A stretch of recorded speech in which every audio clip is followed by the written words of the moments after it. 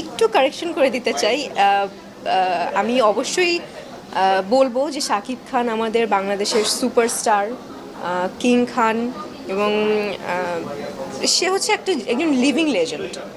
Definitely আমার বলতে হবে, বাট এইটা একটু কারেকশন করতে চাই যে শাকিব খানের নায়িকা আমি অনেকেরই নায়িকা, যেমন সিয়াম আছে, আমাদের কলকাতার আদ্রিত আছে, তো সবারই নায়িকা।